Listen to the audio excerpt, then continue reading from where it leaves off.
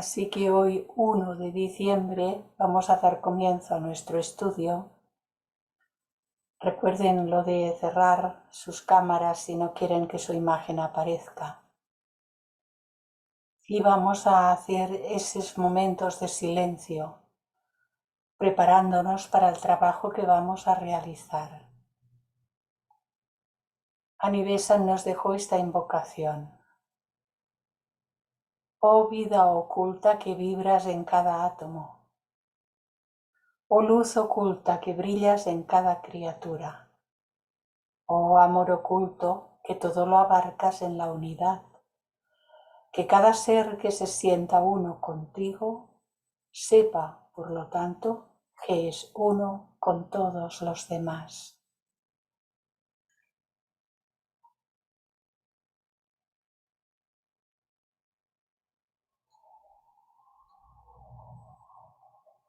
Y como siempre recordemos que todos los reinos de la naturaleza necesitan de nuestro auxilio, de nuestra compasión, de nuestro amor. Todos los reinos y todos los seres y todas las criaturas. Y si observamos que en nuestra mente y en nuestro corazón estamos menospreciando a alguno, debemos de hacer un trabajo transformador y darle su lugar, porque la vida divina lo ha puesto ahí y ese es su lugar. Todo está bien, aun aquellas cosas que no están bien desde el punto de vista de la polaridad, están bien en su sentido más interno.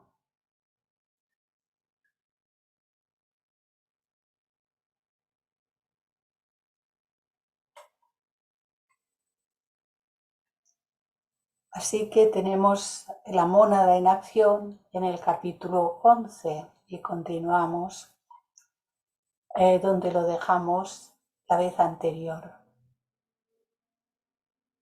Se sabe que el desarrollo de estos órganos perteneció y pertenece más bien al reino de los invertebrados que al de los vertebrados.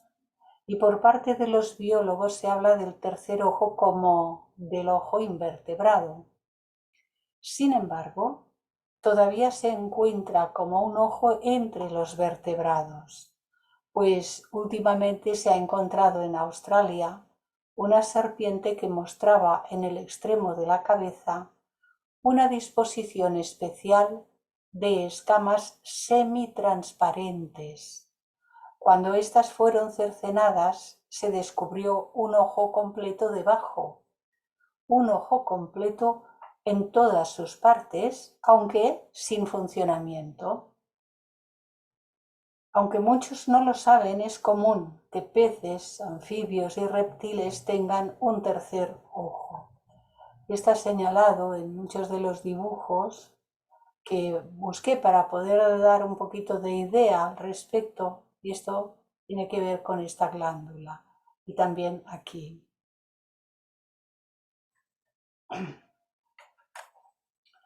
Los estudios científicos al respecto continuaron y la próxima vez que veas una iguana, por ejemplo, fíjate en la parte de arriba de su cabeza, justo en el centro.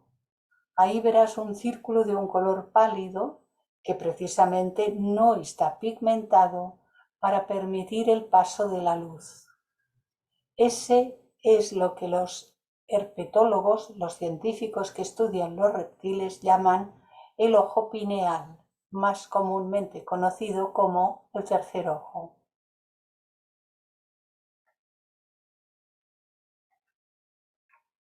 Vimos que en la tercera raza raíz se desarrolló el órgano de la visión y que al principio era un ojo único en medio de la frente, llamado más tarde tercer ojo, que brillaba como una joya en su órbita. Dice HPV, en todo mito hay un fondo de verdad, porque se estima, como muchas de las historias que nos cuentan, que son mitos, pero en todo mito hay un fondo de verdad. Este es un dibujo de Hansen que ya vimos hace semanas atrás. Ese tercer ojo estuvo funcionando entre los lemurianos de la tercera raza del modo vago y general, característico de las etapas inferiores de evolución y especialmente característico del sistema simpático. Ya vimos que se ha de relacionar con el parasimpático, porque en realidad no es más que una forma de describir las funciones, pero es un sistema. En el centro podemos considerar el sistema cerebroespinal, del cual nos habla. Cuando nuestro hombre, el que estábamos considerando para ir siguiendo su evolución, cuando nuestro hombre avanzó desde la tercera raza raíz, la lemuriana, a la cuarta raza raíz, la atlántica, el cerebro desarrollado, cada vez lo estaba más, rodeó el tercer ojo y este dejó de funcionar, convirtiéndose en el apéndice que ahora se denomina glándula pineal. Como lemuriano, había sido psíquico, al haberse visto afectado el sistema simpático por las pulsaciones del cuerpo astral sin desarrollar. Y eso era lo que movía y se relacionaba con el sistema simpático. Como Atlante, gradualmente perdió sus poderes psíquicos, dejó de tener la visión astral. Cuando el sistema simpático se convirtió en subordinado y el sistema cerebroespinal muy lenta y gradualmente se hizo más fuerte. Y entonces la función de toda la evolución se centró en enfocarse por medio del sistema cerebroespinal, enfocar la atención hacia el plano físico, la parte que ya estaba densificada lo suficiente y con la que nos teníamos que relacionar, con la que había que desarrollar todo tipo de experiencias y aprender de todo. Todavía andamos en eso.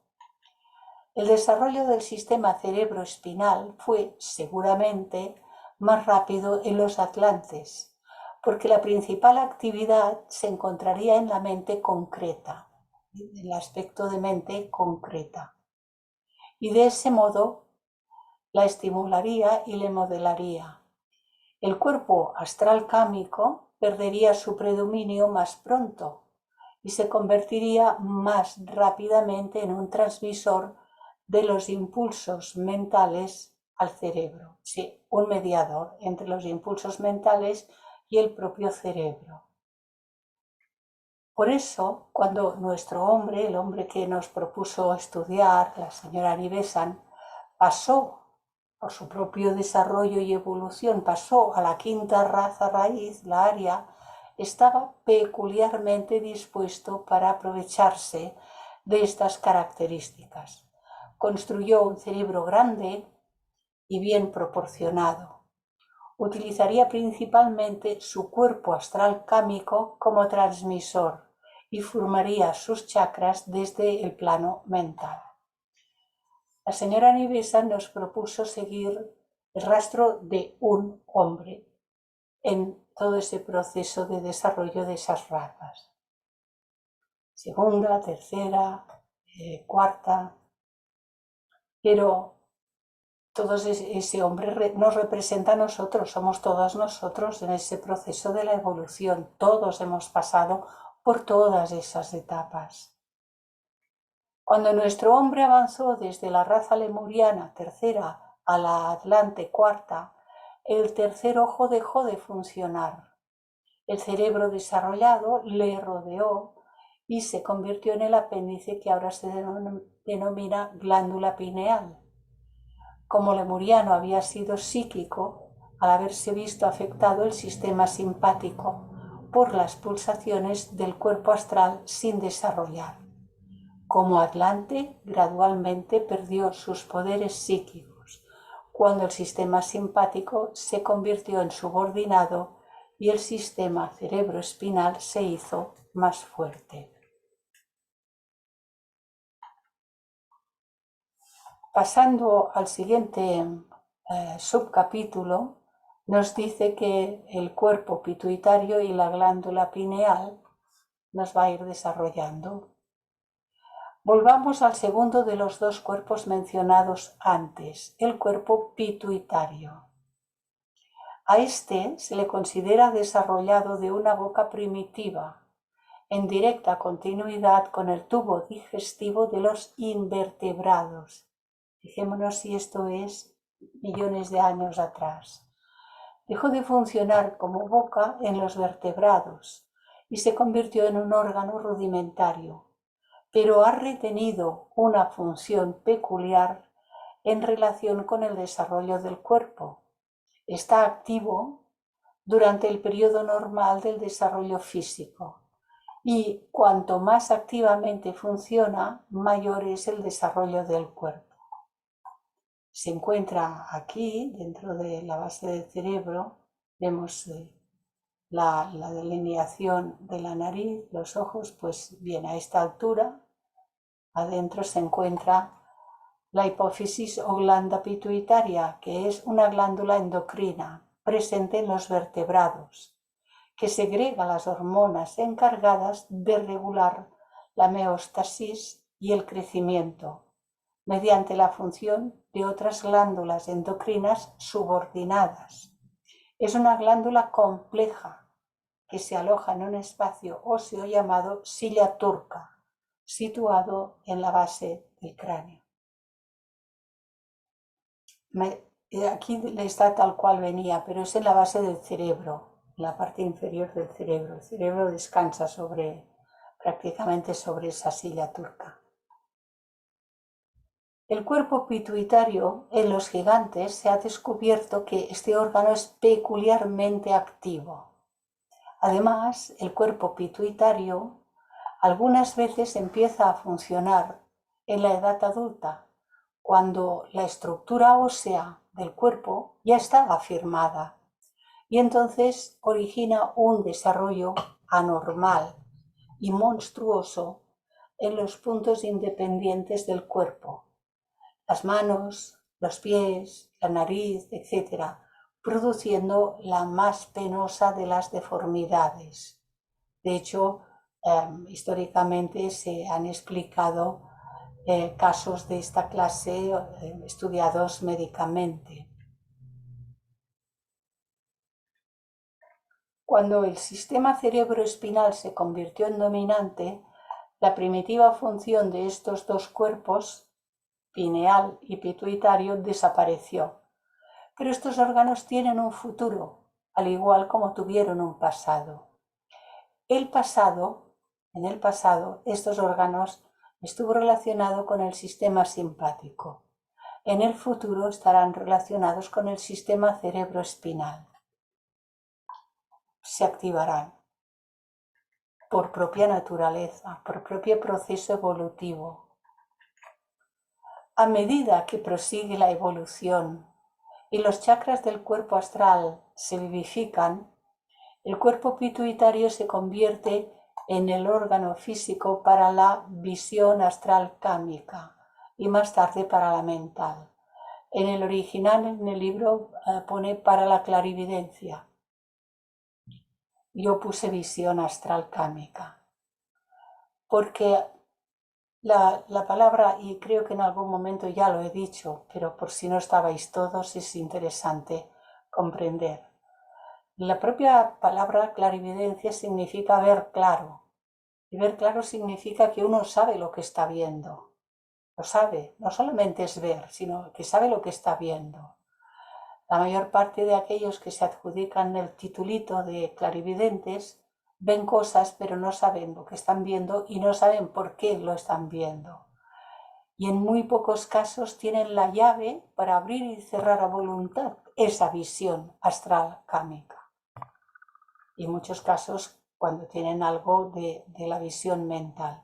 Pero en el caso de la visión mental ya es una fase por lo menos un poco más adelantada de la evolución. Pero la mayor parte de las personas que podemos encontrar que tienen videncia, que se llama, sería más propio, en lugar de clarividencia, un tipo de evidencia, es una visión astral cámica. Si se ejerce un esfuerzo excesivo sobre la facultad de la visión astral cámica, mientras se está en el cuerpo físico en estado de vigilia, algunas veces se produce una inflamación del cuerpo pituitario. Este órgano es el único a través del cual el conocimiento adquirido por la visión astral cámica se transmite al cerebro y también se utiliza para vivificar los puntos de contacto entre el sistema simpático y el cuerpo astral. Hay una mediación que pasa de las partes o partículas más densas en el cerebro físico a las más sutiles de la parte etérica del cerebro y a la siguiente fase todavía más sutil, que son ya las partículas del propio cuerpo astral. Y es por medio del cual se establece una continuidad de conciencia entre los planos astral y físico. Tiene que haber siempre los mecanismos para que pueda haber comunicación entre lo sutil y lo denso. Nos dice la señora Bessan, volvamos a la glándula pineal. La glándula pineal llega a conectarse con uno de los chakras del cuerpo astral cámico y a través de este con el cuerpo mental, y sirve como órgano físico para la transmisión del pensamiento de un cerebro a otro. Si volvemos a leer este párrafo, esta glándula pineal llega a conectarse con uno de los chakras que vimos en las imágenes y que también seguiremos viendo. Y a través de estos chakras del cuerpo astral cámico pasa hacia el cuerpo mental. Y ello sirve como órgano físico para la transmisión de pensamiento de un cerebro a otro. Cuando es de cerebro a cerebro, sin ir más arriba, solo de cerebro a cerebro, de cerebro a cerebro, en el plano físico. En la transmisión del pensamiento, este puede pasar como un relámpago de mente a mente. Ya no está hablando de cerebro a cerebro, sino de mente a mente, utilizando la materia mental como medio para la transmisión. O bien puede enviarse desde la mente hasta el cerebro físico del sujeto, desde la mente hasta el cerebro físico del sujeto, y por medio de la glándula pineal puede enviarse vía el éter físico hasta la glándula pineal en otro cerebro. Si alguien que desde aquí envía hacia abajo, hacia su cerebro físico, un pensamiento, y desde aquí lo transmite hasta otro cerebro. Y de este modo lo envía a la conciencia receptora del otro sujeto. Esto lo mismo puede ser de aquí a aquí, como puede ser en ese otro sujeto de aquí a aquí.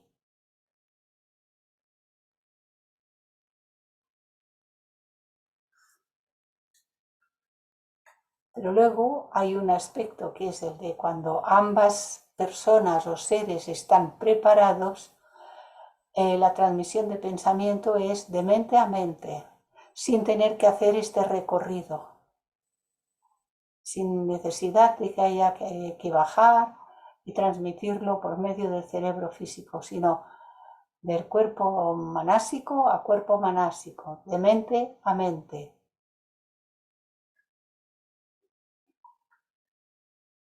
Esto es lo que hemos dicho cuando desciende y cuando pasa al otro. Y cuando asciende, ¿no? Y entonces desde esta mente hasta este cerebro, de este cerebro a este otro cerebro, y desde este otro cerebro a su propia mente, el mismo individuo. Si bien el centro de actividad radica en el principio dominante del hombre, ya sea más emocional o más mental, este es un detalle muy importante, Porque ¿cuál es el principio dominante? Muy sintéticamente se ha sido repartido todo lo que se refiere a las facultades, cualidades de esos 7 rayos, como unos que son más emocionales y otros que son más mentales, las cualidades en sí. Así que en cada uno de nosotros predomina el aspecto emocional o predomina el aspecto mental. Más adelante, en un ser más evolucionado que la media de nosotros, ambos están muy equilibrados. Ninguno de los dos es más que el otro aspecto. Ambos están muy equilibrados y la persona puede tener capacidades de desarrollo, lo mismo en ciencias que en letras, lo mismo en el aspecto puramente científico que en el aspecto puramente devocional. Se unen, no hay conflicto, no hay separación, pero eso en estadios de evolución un poco más adelante de lo que solemos estar ahora todos nosotros. Así que la conexión de los chakras con el cuerpo físico tiene que hacerse, como se ha dicho, desde el plano físico, desde los chakras conectados a los propios centros, los ganglios, se ha de hacer desde el propio plano físico. Aunque esos chakras sean muy sutiles, están conectados al cuerpo físico denso. El objeto de esta conexión no es hacer del vehículo astral un transmisor de las energías del hombre espiritual más eficaz para el cuerpo físico, sino que es el de capacitar al vehículo astral para estar en pleno contacto con el físico. Son conexiones que hacen que nuestros vehículos estén en contacto, se relacionen y que eso que sentimos se pueda transmitir por medio del cerebro a los sentidos físicos, el sistema nervioso, etcétera, etcétera. Así que debe de haber un buen funcionamiento de todo esto. Puede haber diferentes centros de actividad para la construcción de vehículos transmisores, pero es necesario empezar desde el plano físico para hacer que los resultados de las actividades de los cuerpos funcionen en los otros planos dentro de la conciencia de vigilia y que esa relación en los diferentes vehículos que vemos en el diagrama sea cada vez una relación más amplia y por lo tanto más eficaz. Y aquí la gran importancia de la pureza física en la dieta y en otras cosas. ¿Por qué la importancia de la pureza física en la dieta? Porque si el cuerpo físico está funcionando con sangre limpia, cerebro en condiciones, etcétera, etcétera, entonces todas estas conexiones podrán transmitir hacia arriba y de arriba hacia abajo. Pero cuando las sangres están sucias y se producen enfermedades, la cuestión del cerebro es importantísima, porque uno puede tener un problema en una pierna y valga la idea de que a veces uno tiene un accidente, como es el caso de nuestro hermano José, pero sin embargo él seguirá teniendo un estado de conciencia completa como la tiene en este momento de la evolución como todos nosotros, independientemente de que durante algunas semanas seguramente tenga que estar con alguna escayola o lo que fuere. Sin embargo, cuando el daño es en el cerebro, las conexiones se cierran. Cuando el daño es cerebral, cuanto más deterioro hay en el cerebro, y de esto pruebas hay cuando se están haciendo los estudios en las enfermedades mentales, en las enfermedades cerebrales, se están haciendo estudios cada vez más profundos, que cuanto más grande es el deterioro, menos contacto hay de la realidad interior de ese ser con la realidad exterior con la que está intentando comunicarse y no puede. Así que es importantísimo. la pureza física en la dieta y en otras cosas. No define más detalles, pero bueno, ya comprendemos. La gente pregunta a menudo, ¿de qué modo el conocimiento alcanzado en los planos superiores llega al cerebro? ¿Y por qué no va acompañado de un recuerdo de las circunstancias bajo las cuales se adquirió ese conocimiento? ¿Y por qué el conocimiento alcanzado de los planos superiores no llega hasta aquí? Tiene que haber esa relación que comentábamos, ¿no? En cada uno de los seres. Cualquiera que practique la meditación con regularidad sabe que mucho del conocimiento que no ha obtenido mediante el estudio en el plano físico aparece en el cerebro. ¿De dónde llega? Mucho del conocimiento que no ha obtenido mediante el estudio de libros y cosas aquí, en el plano físico. Sin embargo, aparece en el cerebro. De pronto hay algo que emerge y es un conocimiento del cual uno tiene conciencia de que eso es así. También los descubrimientos, los grandes descubrimientos de los científicos han surgido por esos mecanismos. Recordemos lo que puede suceder durante el proceso de la meditación. Vimos en aquella ocasión que en la vida física normal, pues tenemos un cuerpo físico, uno astral, uno que es el reflejo del mental, pero que se divide para nuestro estudio como mental inferior, mental superior y búdico. El de al lado también estaba, pero lo tapo. No sé si a vosotros se os cubre, pero a mí me queda tapado. Y sabemos entonces que cuando meditamos, lo estuvimos viendo, estamos en estado de conciencia de vigilia. Tenemos el cuerpo físico, pero nuestra conciencia se retira primero al plano astral. Si profundizamos más, se retira la conciencia a la fase de la mente inferior denominada concreta, y si profundizamos más, alcanzamos el manas en su plenitud mental. Si profundizamos todavía más, alcanzamos el estado de conciencia búdico. Entonces, es por medio de la irrupción de ese conocimiento superior que reside en estos planos tan elevados, el búdico, el manásico, y por supuesto, si hablamos de Atma, hablamos de lo universal, porque no hay tu Atma y mi Atma, sino que el Atma es universal, es un conocimiento infinitamente superior a cualquier cosa imaginable. Pero, de momento, pues con que nos alcancen destellos de ese conocimiento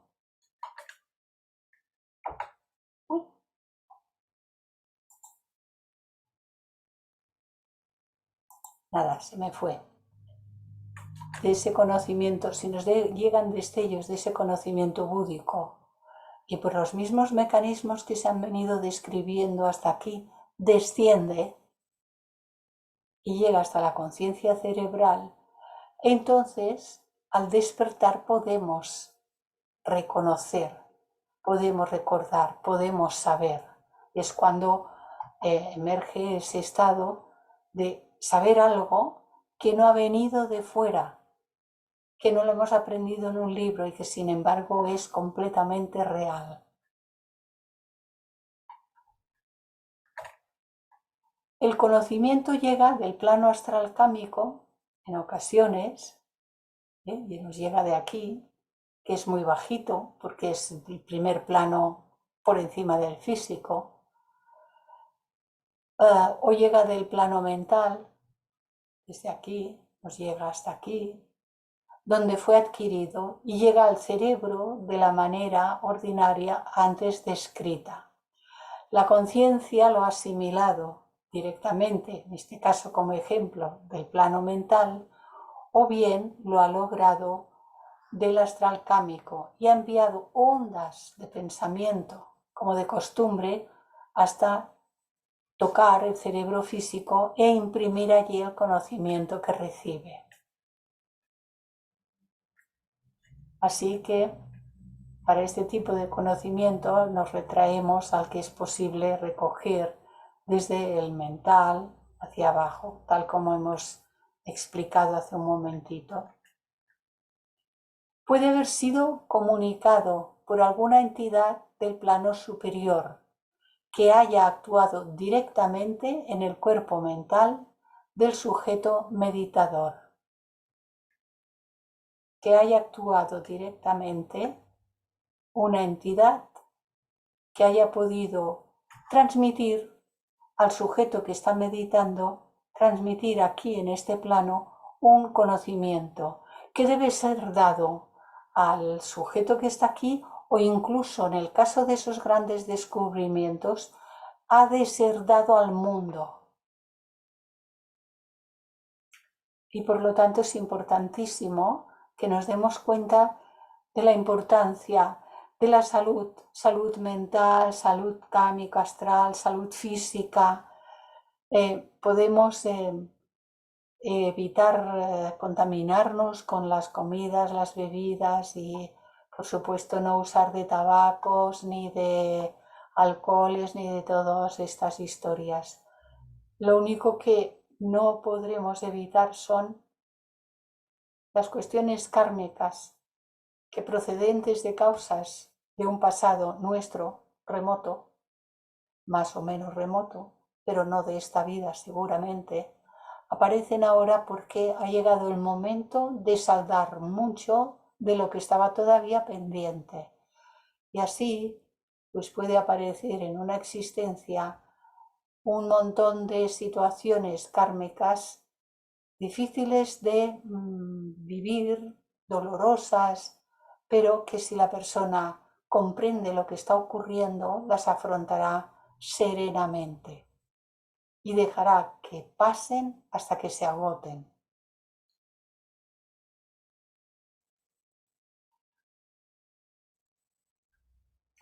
Puede que sean muy receptivos y que sus cuerpos astral y mental, el astral cámico y el mental, puedan ponerse fácilmente a vibrar. Y puede que las vibraciones transmitan el conocimiento que se da de esta manera, pero su atención, la del meditador, que está en el cuerpo físico aquí, no está vuelta hacia la persona que realiza la comunicación, no está vuelta hacia lo interno con un conocimiento lo suficientemente grande. Y la persona que imparte la instrucción o el conocimiento, ese ser que mirábamos en la diapositiva anterior, que puede estar comunicando desde aquí, incluso desde más arriba, cuando se trata de maestros con M mayúscula, toda la palabra en mayúsculas. Luego hay maestros con solo mayúscula la primera letra, la M.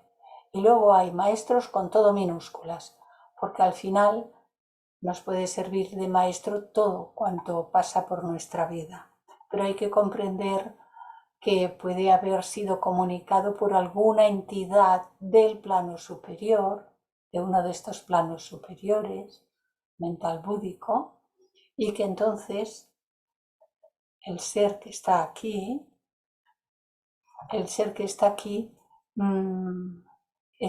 no está plenamente consciente de la posibilidad de que le llegue algo de ese orden. A veces ni siquiera se reconoce. Y a veces incluso una persona puede decir, ¿será posible esto? Esto es que yo me estoy haciendo aquí con mi mente, estaré inventándome esto mentalmente, y hasta duda de que sea posible haber recibido algo de un orden superior.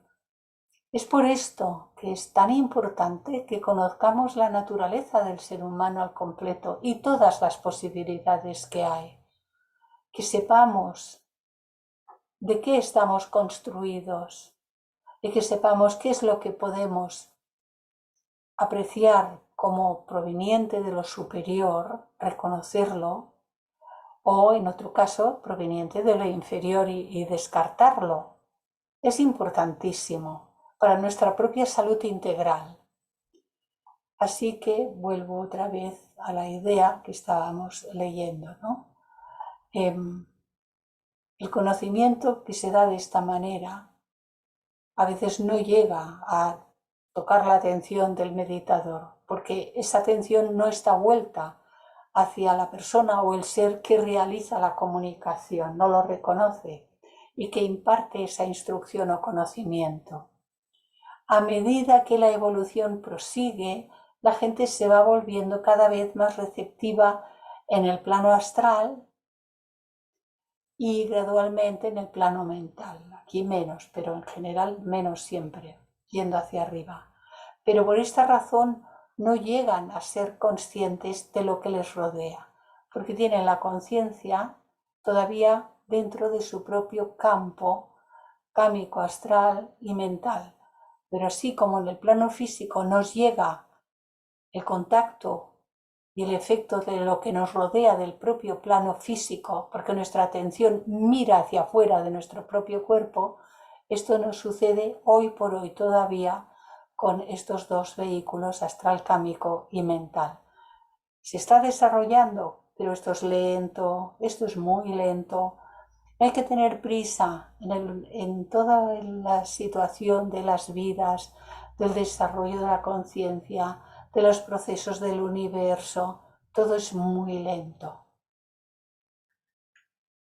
La segunda razón para la falta de memoria de qué es lo que viene, de dónde viene y tal, es la ausencia de los enlaces antes mencionados que conectan con el sistema simpático. Una persona puede estar despierta, lo entrecomilla la propia señora Besant, en el plano astral y puede estar funcionando activamente allí y puede ser vívidamente consciente de lo que le rodea. Y en este caso ya vemos que su atención ya va hacia todo el plano, como lo hacemos en el físico.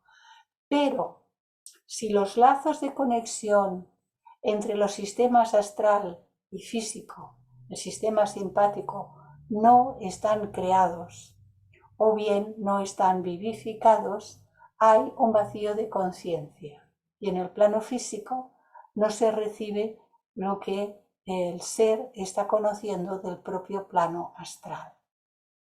Por más vívida que pueda ser la conciencia en el plano astral, hasta que estos lazos, estas conexiones no están funcionando, no puede hacer llegar a través del cerebro físico e imprimir en él el recuerdo de las experiencias astrales. Esto incluso cuando estamos durmiendo y tenemos cierto tipo de vivencias durante el periodo de sueño onírico, pero que muchas veces al despertar o no las recordamos en absoluto o de pronto estamos recordando y se aleja y ya no nos recordamos más.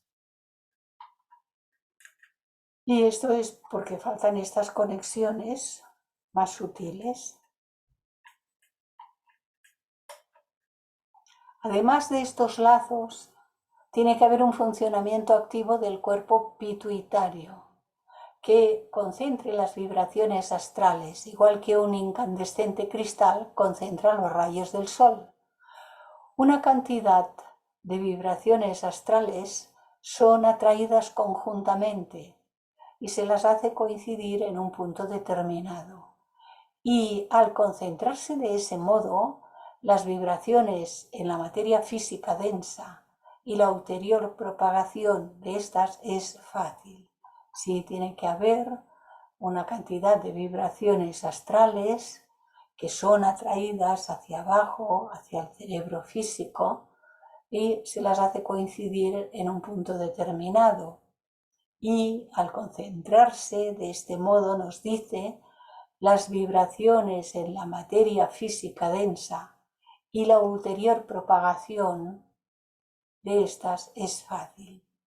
Para recordar Dice, ¿por qué no nos acordamos de esto y de aquello y de nuestras vidas pasadas? ¿Y por qué no recordamos?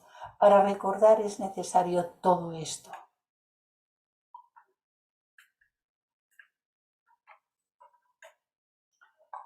Nos lleva ahora hasta los senderos de la conciencia y nos dice Anibesan, surge la pregunta, ¿sigue siempre la conciencia la misma ruta para alcanzar su vehículo físico? Las trayectorias, lo sabemos, algunas veces se hacen directamente a través de los subplanos atómicos, de plano a plano. Algunas veces se hacen a través de los subplanos atómicos, de este subplano atómico del plano físico a este subplano atómico del plano astralcámico, de este al subplano más elevado de la parte concreta de Manas y de este a su plano más elevado del propio Manas y de este directamente al subplano atómico del plano búdico. Sí que se hace directamente.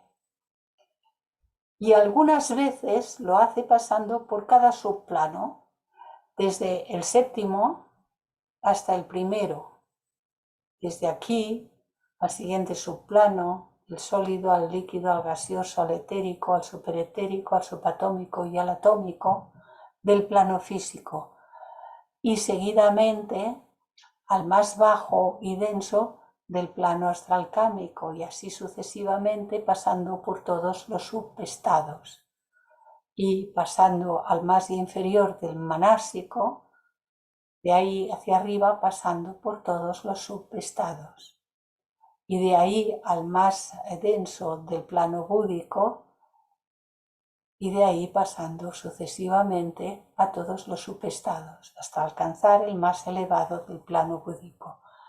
Del plano átmico, aunque se describen subplanos, en realidad al decir, como se dice y es así, que es universal, no describe nada.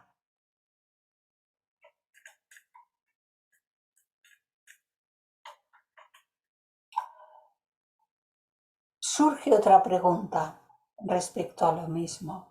¿Cuál de estos dos caminos sigue la conciencia?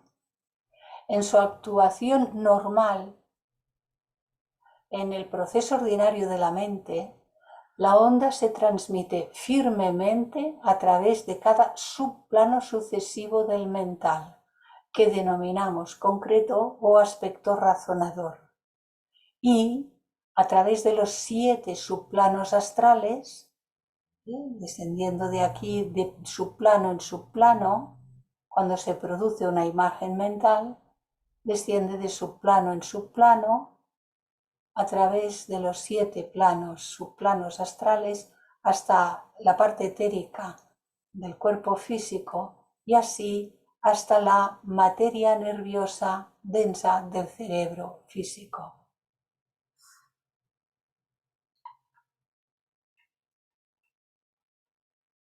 Esta serie de ondas establecen corrientes en la materia etérica del doble etérico llamado Linga Sharira, ya sabemos, aquí, en esta zona más sutil del cuerpo físico. Y estas afectan al protoplasma de las células grises del cerebro. Pero cuando llegan los peculiares destellos de la conciencia, como los destellos del genio, o como ideas luminosas repentinas que fulguran en la mente y descienden, semejante a cuando de entre una gran oleada de hechos un destello le llega al científico y de repente brota allí la ley básica de la unificación. Entonces la conciencia se esparce solamente a través de los subplanos atómicos y de ese modo llega al cerebro. Así que cuando llegan los peculiares destellos de la conciencia, como destellos del genio, ideas luminosas y tal, entonces se generan de la parte más elevada de Manas, de aquí hacia la parte más elevada del aspecto concreto de Manas, desde aquí a la parte más elevada del astral cámico y desde aquí directamente a la parte más elevada del cuerpo físico y desde ahí hasta el cerebro. Y en este caso no tiene que pasar por todos los subestados, sino solo por los subestados atómicos de cada plano.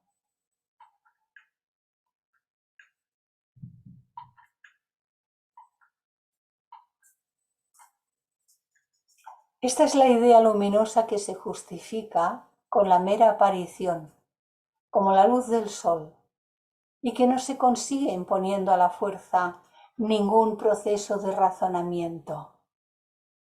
No sirve el razonamiento para que lleguen estas cuestiones de más arriba. Este razonamiento llega al cerebro por medio de los sucesivos subplanos, cuando lo hace de uno en uno. La iluminación perentoria solamente lo hace por los subplanos atómicos. Sí, lo razonado de subplano en subplano. La iluminación de los subplanos atómicos a los subplanos atómicos. Nos lo repito una vez más para que vayamos fijando la idea de cómo es esto. Si pasa del subplano atómico al subplano atómico, al subplano atómico, al subplano atómico y al subplano atómico. Y nuestro archivo y trabajo para hoy termina aquí. Y entonces, si os parece, podemos dejar de compartir. El próximo jueves comenzamos un nuevo archivo con un nuevo capítulo y continuaremos. Y realmente a mí me parece extraordinario y muy, muy interesante. Si os parece, dejamos de compartir y si hay preguntas y comentarios, pues podemos levantar las manos o abrir el micro y trataremos de compartir y comprender.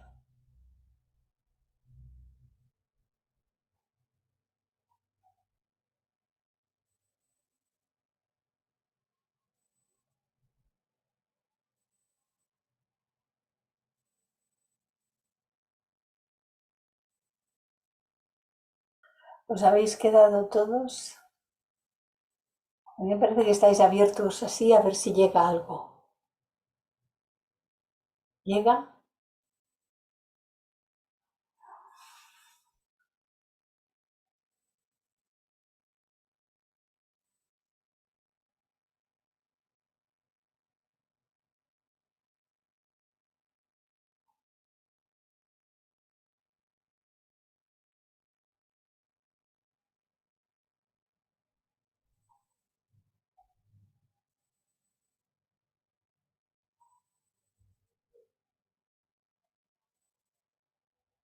¿Ha sido muy complicado? No, Clarisa, soy yo, no levanté la mano, perdón, porque no tengo los Hola, anteojos. hola, hola Ilse. Este, no fue complicado. A mí particularmente es como que lo tengo que sedimentar un poco, como que meditar, porque todo lo que es referente a, a todo el sistema nervioso en general del ser humano es una maravilla. Y yo, a pesar de haberla estudiado, es algo que todavía me cuesta comprenderlo. Entonces creo que a todos nos debe haber pasado lo mismo. Pero fuiste muy clara. Lo que pasa es que me parece que justamente lo que dije, sedimentarlo un poco. Gracias. Es comprensible, ¿verdad? Se necesita, como dices tú, sedimentarlo, reflexionar, comprender, asimilar. ¿Ves? Es como ir recolocando las piezas. José Luis dice, nos quedamos en algún subplano para poder procesar adecuadamente la información. Hola Gabriel, ¿puedes abrir el micro? Alicia, sí, muy interesante todo y complicado, complicado. Yo he escuchado y he leído que hay ciertos alimentos y ciertas bebidas que bloquean o que hacen mucho mal a la glándula pineal y que en vez de con el tiempo como que digamos que activando, antes se va solidificando más debido a la conexión que tenemos nosotros, digamos, a través de la parte inferior del cerebro, con todo lo que es la parte digestiva.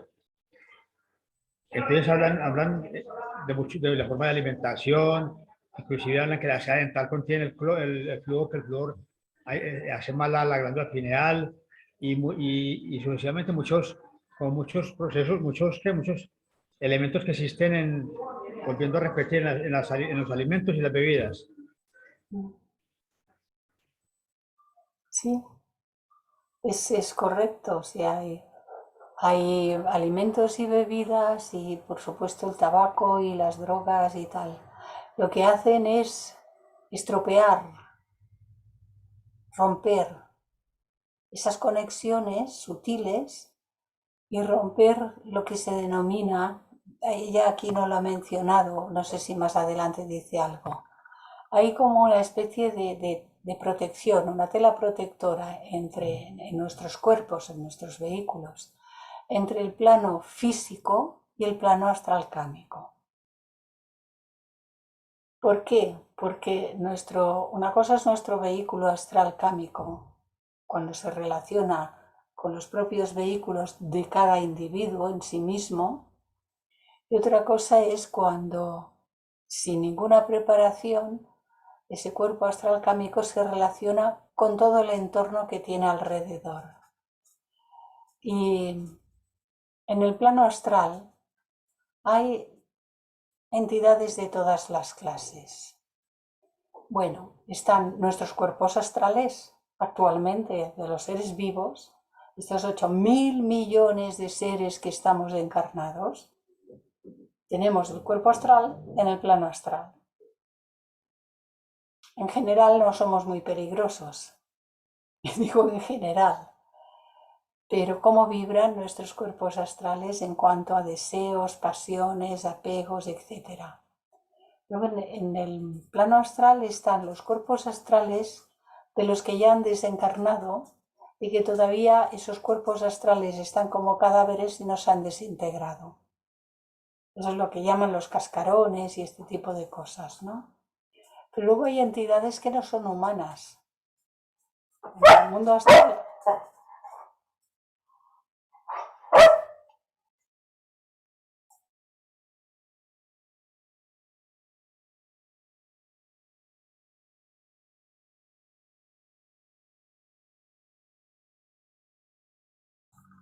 Disculpadme porque es que está reclamando algo.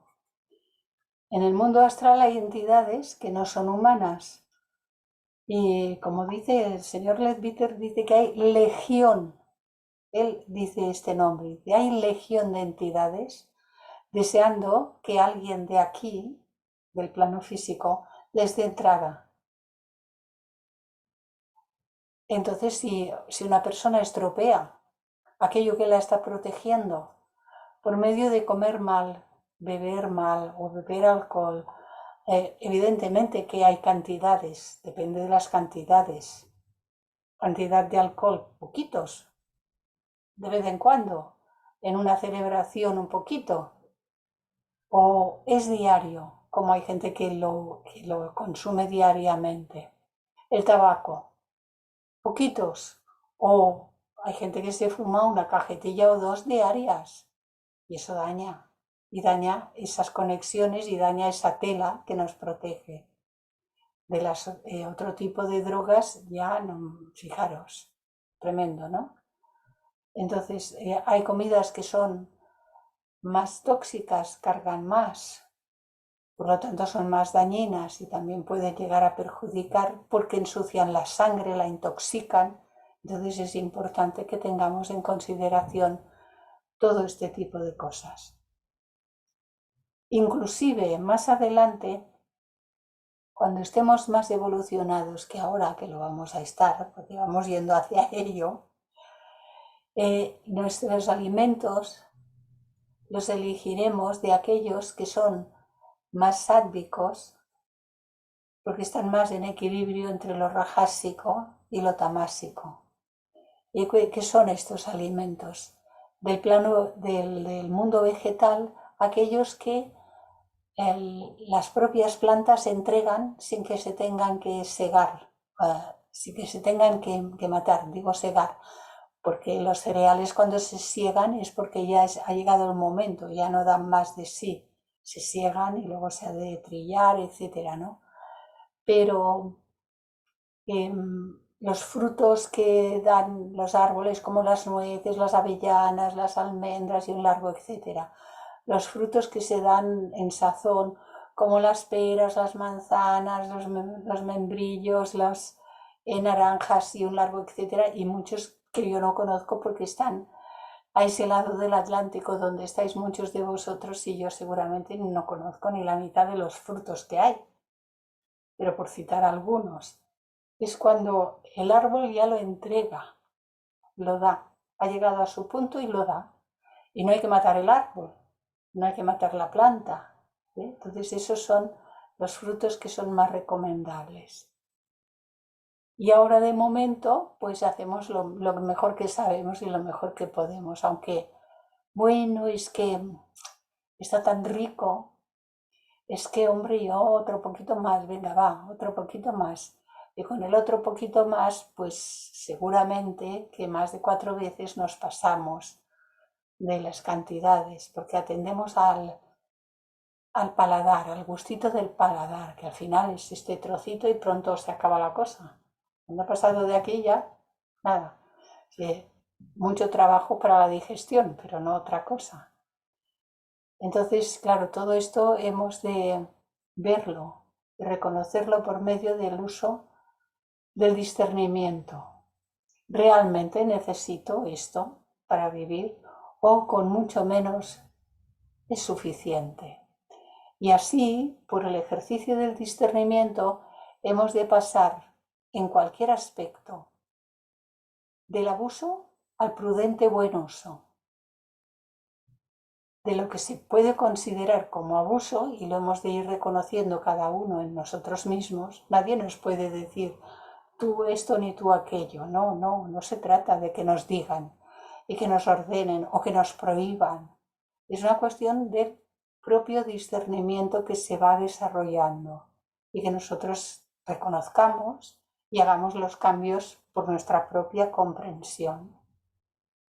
Y entonces, bueno, entre tanto se agotan cuestiones kármicas, llenamos menos de ciertos asuntos kármicos porque ya nuestro funcionamiento es más equilibrado y armónico cada vez y por lo tanto estamos ahora generando una salud para el futuro.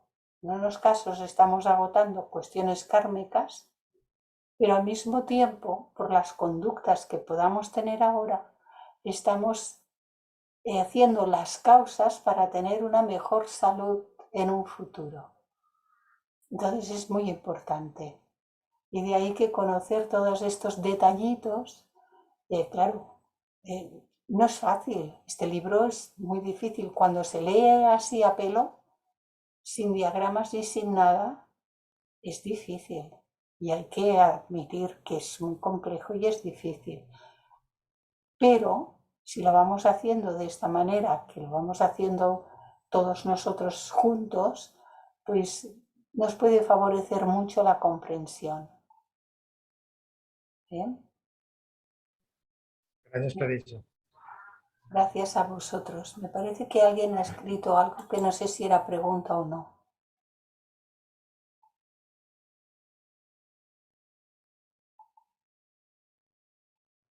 La glándula pineal funciona igual en un sueño placentero y reparador que en una sesión de meditación, o no podemos percibir la diferencia. Bueno, hay una diferencia, y es que cuando se trata del producto de la meditación, se implican todos los vehículos al mismo tiempo, porque el ser está despierto en estado de vigilia, pero retira la conciencia y luego la regresa hasta el cuerpo físico. En el sueño esto se hace de manera autómata, no de manera volitiva. No está el ser ejerciendo su voluntad superior. Yo no le daría más importancia, de hecho no se la doy, y cada uno pues ha de ir observándose sus propios procesos y descubriendo. Observar y descubrir. ¿De qué naturaleza es lo que me llega? Sobre todo, lo que me llega es de carácter unitivo o separativo. Lo que me llega me da herramientas para mi propio conocimiento y que las pueda aplicar en mi propia autotransformación, o son cosas que me distraen, sencillamente me distraen, porque hay mucho de distracción en el mundo onírico. También hay mucho de distracción cuando se nos explica, Patanjali lo explica muy bien, y en el libro de Taimni, La ciencia de la yoga, lo detalla mucho, ¿bien? Que uno, cuando cree haber alcanzado un estado de meditación X, no debe apegarse a eso, porque en la fase de entrar meditando en el mundo astral, nuestro mundo se puede llenar de imágenes, colores y bellezas y tal, pero eso es más falso todavía que lo que vemos en el plano físico. Y ahí se nos dice, nos detengáis ahí. Como dice también en el libro, en La voz del silencio, no os detengáis a oler el aletargador perfume de sus flores, refiriéndose al mundo cámico astral. No os detengáis. Es muy atractivo. Nos puede dejar enganchados, pero eso no tiene nada que ver con el proceso de espiritualidad. Eso es como ir a un cine y llenarse de imágenes súper fantásticas, y ahora que hay tantos efectos especiales son increíbles. Bueno, pues las imágenes del mundo astral son todavía más increíbles si cabe, pero no son reales y desde luego no tienen nada que ver con la espiritualidad. Entonces es importante conocer todos estos asuntos en detalle.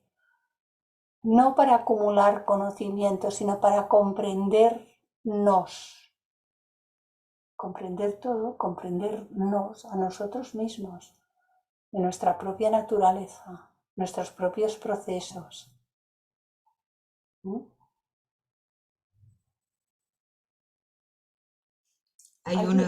Hay un comentario en el chat de Alberto Hernández.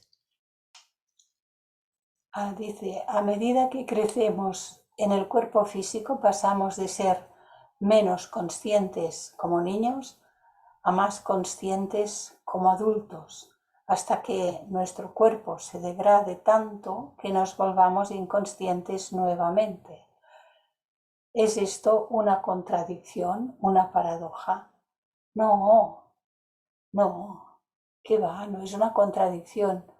Es el proceso de madurez de los cuerpos en la infancia, es un proceso, hasta que el cuerpo está lo suficientemente preparado como para que la conciencia, el yo, el ser real, que es conciencia o vida divina, lo que somos en realidad, encuentra los vehículos y el vehículo físico lo encuentra preparado para retomar su proceso donde lo dejó la existencia anterior. Y a partir de ahí continúa con el proceso.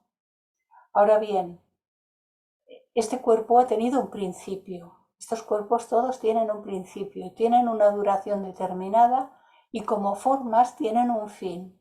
Nosotros, el ser, no tenemos fin, pero el cuerpo es un vestido y se degrada.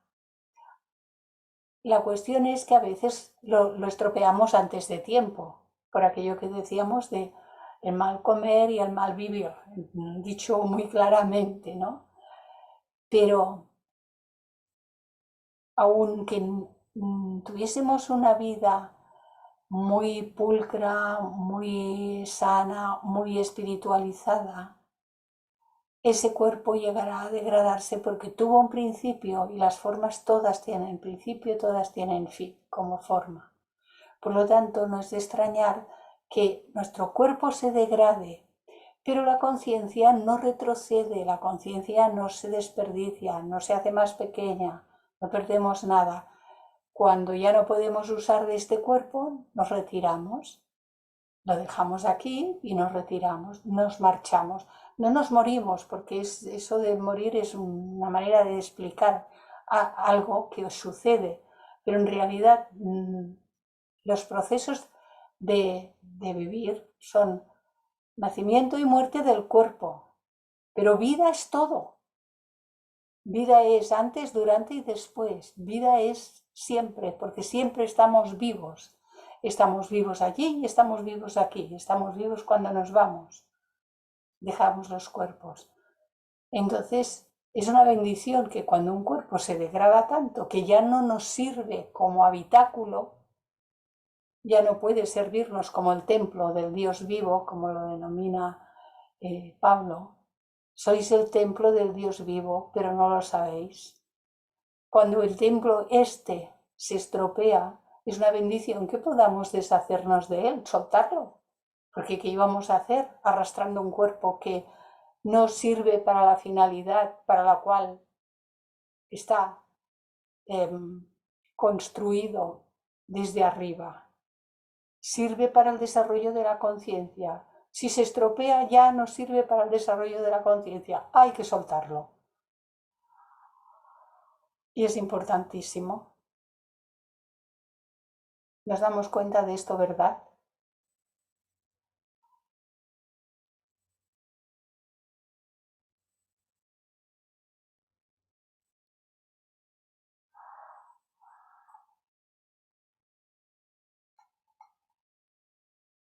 Bueno, si no hay más comentarios o más preguntas, entonces dejaríamos nuestro encuentro de hoy.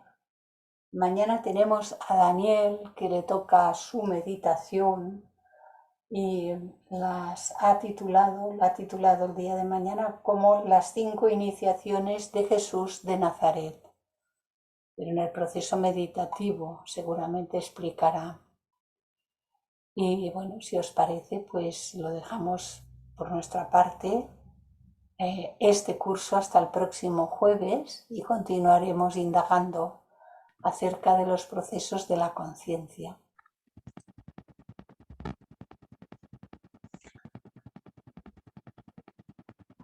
Como siempre, muchas gracias, Clarisa.